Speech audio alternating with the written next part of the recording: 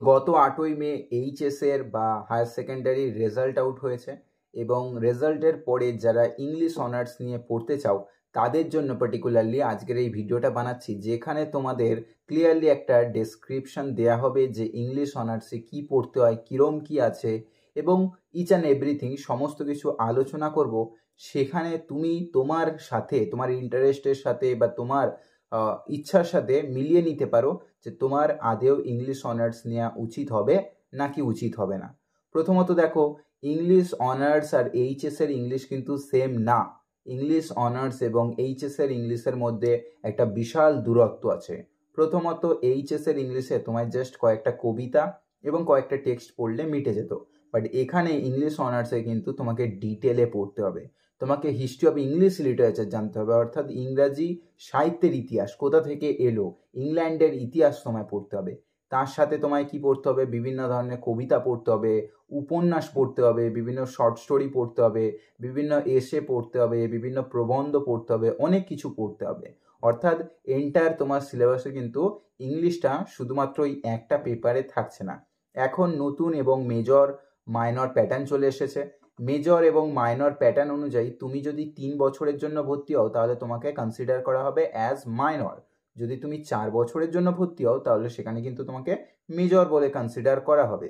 এখানে মেজর মানে হচ্ছে তোমার ইনক্লুডিং মাস্টার্স, অর্থাৎ তোমার 4 বছরে কোর্স হবে যেখানে তোমার কিন্তু মাস্টার ডিগ্রির সাথে অ্যাটাচ থাকবে।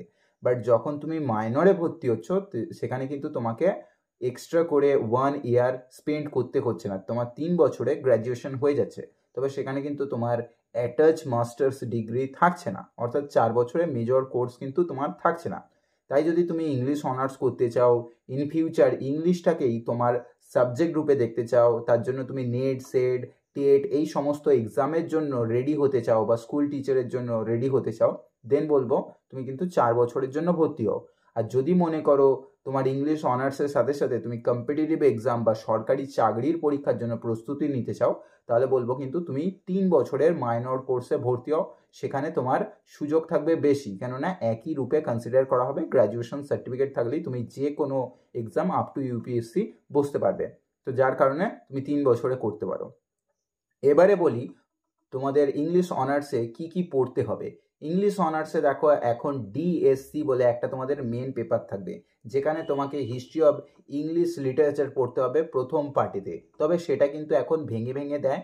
এখন প্রথম সেমিস্টারে তোমাকে হিস্ট্রি অফ ইংলিশ পোয়েট্রি পড়তে হবে, ইংরাজি সাহিত্যের কবিতার ইতিহাস পড়তে হবে, যেটা 16 থেকে অর্থাৎ এলিজাবেথিয়ান পিরিয়ড থেকে মডার্ন পিরিয়ড অবধি, অর্থাৎ 19 বা 20 সেঞ্চুরি অবধি পড়তে হবে। এছাড়া আর পড়তে হচ্ছে না। বাকি অসংখ্য টেক্সট থাকবে, কবিতা থাকবে, সেই কবিতাগুলো তোমাকে পড়তে হবে। এছাড়া কম্পালসারি পেপার থাকবে, কম্পালসারি পেপারের মধ্যে ইংলিশের একটা কম্পালসারি থাকবে, ইএনবিএস এর কম্পালসারি থাকবে, কনস্টিটিউশন ভ্যালুজ এর একটা পেপার থাকবে। এছাড়া তোমার পাসের পেপার পড়তে হবে। তোমাকে টোটাল 7টা পেপার পরীক্ষা দিতে হবে এবং সেখানে ইন্ডিভিজুয়ালি তার পাসের একটা কাট অফ থাকে। সেই মার্কসটা পেলে তুমি পাস হয়ে যাবে, যেখানে 35% অ্যাপ্রক্স ধরা হয়ে থাকে। তার উপরে পেলে কিন্তু তুমি পাস হয়ে যাবে। এবং তোমার অনার্সটা এখানে কিন্তু কোনো কাটার কথা থাকে না। অনার্স আগে পুরনো সিস্টেম অনুযায়ী অনার্স কেটে যেত, বাট এখন কোনো অনার্স কেটে যাওয়ার ব্যাপার নেই। এখন জাস্ট অনার্স যদি কোনো সেমিস্টারে সাপ্লি আসে, পরের সেমিস্টারের তারপরেরটা, অর্থাৎ ফার্স্টে সাপ্লি পেলে থার্ডেতে তোমায় ক্লিয়ার করে দেওয়ার সুযোগ দেওয়া হবে, সেকেন্ডে সাপ্লি পেলে ফোর্থে গিয়ে ক্লিয়ার করে দেওয়ার সুযোগ দেওয়া হবে। অর্থাৎ অড অড আর ইভেন ইভেন এইভাবে কিন্তু সাপ্লি দিয়ে এক্সাম পাস করে যাওয়ার ব্যাপার আছে। ফলে তোমার কোনো বছর নষ্টও হবে না এবং সেখানে তুমি তোমার রেগুলারিটির সাথে অনার্সকে কমপ্লিট করতে পারবে।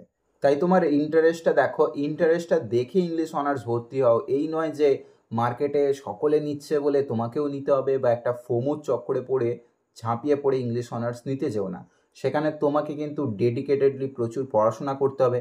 সেখানে কিন্তু তোমাকে নোটস মুখস্থ করতে হবে, 15 নাম্বারে কিন্তু এক একটা নোটস থাকছে। তো তার জন্য তোমাকে কিন্তু ডেডিকেটেডলি পড়তে হবে। বড় নোটস, ছোট নোটস, বিভিন্ন টাইপের 5 নাম্বার, 15 নাম্বার এরকমভাবে পড়তে হবে। 600 ওয়ার্ডস করে এক একটা নোটস হবে এবং সেটা পড়ার পরে কিন্তু তোমাকে লিখে লিখে প্র্যাকটিস করতে হবে, বিকজ ইংলিশ অনার্স মানে তোমাকে লেখা প্র্যাকটিস করতে হবে। উইদাউট প্র্যাকটিস, উইদাউট টেক্সট তোমার মুখস্থ করা বা উইদাউট নোটস লেখা ছাড়া কিন্তু ইংলিশ অনার্স পাস হবে না, ঠিক আছে? তো আগে যেরকমভাবে এই একটা টেক্সট সামারি পড়ে একটা নোট পড়ে চলে গেল, এরকম কিন্তু থাকছে না। তাহলে তোমায় কি করতে হচ্ছে, পুরো টেক্সট পড়তে হচ্ছে, পুরো নোটস মুখস্থ করতে হচ্ছে, তারপরে কিন্তু তুমি পরীক্ষা দিতে পারছো। তবে এখানে ভালো বিষয়ও আছে। এখানে ভালো বিষয় হচ্ছে তোমার ইংলিশ ব্যাকগ্রাউন্ড বিশাল স্ট্রং হয়ে যাবে। এখানে ভালো বিষয় হচ্ছে তুমি 100% কমন পেয়ে যাবে, যেগুলো তুমি পড়ছো সেগুলো কিন্তু তুমি কমন পেয়ে যাবে। বাট এখানে কিন্তু এই ভেবো না যে এইচএসে যেরকম গ্রামার করেছো এখানে গ্রামার থাকবে, এখানে কোনো গ্রামারের স্কোপ থাকছে না।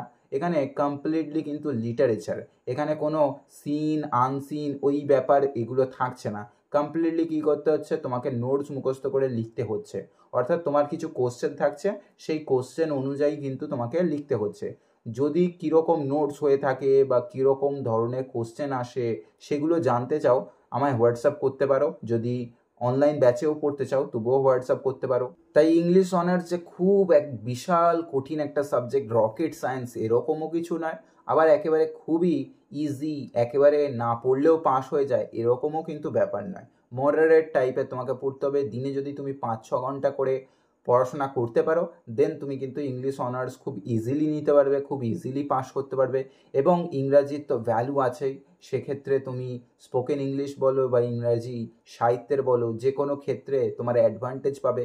যেখানে ইংলিশের ব্যাপার আসবে তুমি কিন্তু সবার আগে এগিয়ে যেতে পারবে, তোমার রিডিং স্মুথ হয়ে যাবে, তুমি কোনো কিছু পড়ে খুব তাড়াতাড়ি ফ্লুয়েন্টলি অ্যাড্রেস করতে পারবে, খুব তাড়াতাড়ি বুঝে উঠতে পারবে, নিজের কমিউনিকেশন স্কিলের ইমপ্রুভমেন্ট আসবে। অনেক কিছু ক্ষেত্রে তুমি কিন্তু দেখতে হবে তোমার একটা অ্যাডভান্টেজ আসবে। এবং সোসাইটিতে যখন তুমি বলবে যে তুমি ইংলিশ অনার্স করেছো, সেক্ষেত্রেও কিন্তু তোমার একটা রেসপেক্ট থাকবে as compare to other subject. Other আর্টসের কোনো সাবজেক্টের থেকে ইংলিশ অনার্স করলে তুমি একটা অ্যাডভান্টেজ, একটা রেসপেক্ট পাবেই পাবে।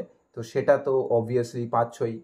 এরপর দেখো, তোমার ইন্টারেস্ট যদি ম্যাচ খায়, কারো জোরে করে বা কেউ বলছে বলে করছো এরকম কিন্তু করো না, বরং কমপ্লিটলি নিজের ইন্টারেস্টে করো। যদি নিজের ভালো লাগে তাহলেই করো। কেউ জোর করে যদি দিয়ে থাকে তাহলে কিন্তু পাস করতে পারবে না, সেখানে তোমারই সময় নষ্ট হবে। তাই সময় নষ্ট করো না, সঠিক ডিসিশন নিজের ইন্টারেস্ট বেসিসে কিন্তু সাবজেক্ট চুজ করো, তাহলে জীবনে কিন্তু বেশি সাকসেস পাবে। জীবনে এই নয় যে ইংলিশ অনার্স নিলেই সাকসেস হবে আর তাছাড়া আর কোনো কিছু না, এরকম কিছুই কথা নেই। সেখানে তুমি তোমার আগ্রহের সাবজেক্ট, ইতিহাস হতে পারে, ভূগোল হতে পারে, রাষ্ট্রবিজ্ঞান হতে পারে, যে কোনো সাবজেক্ট নাও, তোমার নিজের প্র্যাকটিসের ওপরে, নিজের কতটা ডেডিকেটেডলি পড়াশোনা করছো তার উপরে সাকসেস। এই নয় যে একটা সাবজেক্ট মানেই সাকসেস, ইংলিশ মানেই সাকসেস, এরকম কিন্তু নয়। সো এরকমভাবে কোনোভাবে কারো বায়াসনেসের ওপরে ডিপেন্ড করো না। নিজের ইন্টারেস্ট, নিজের ইচ্ছা, নিজের ভালো লাগা, নিজে কতটা টাইম দিতে পারবে সেটা দেখেই কিন্তু পড়াশোনায় অ্যাডমিশন নাও, ইংলিশ অনার্সে অ্যাডমিশন নাও। সেই অনুযায়ী করলে আই থিঙ্ক বেটার চুজ করতে পারবে, রাস্তা বেটার হবে তোমার। আর আমি তোমাদের ক্যালকাটা ইউনিভার্সিটি ইংলিশ অনার্স পড়িয়ে থাকি। যদি কেউ আমার কাছে অনলাইন ব্যাচেতে ইংলিশ অনার্স পড়তে চাও, তাহলে নিচে হোয়াটসঅ্যাপ নাম্বার দেওয়া আছে, হোয়াটসঅ্যাপ করতে পারো এবং সেখানে যাবতীয় যা ডিটেলস আমি জানিয়ে দেবো। এছাড়া ডেসক্রিপশন বক্স চেক করে রেখো, ডেসক্রিপশন বক্সে আমি সমস্ত ডিটেলস যাবতীয় দিয়ে রাখছি। দেখা হচ্ছে পরের ভিডিওতে। বাই।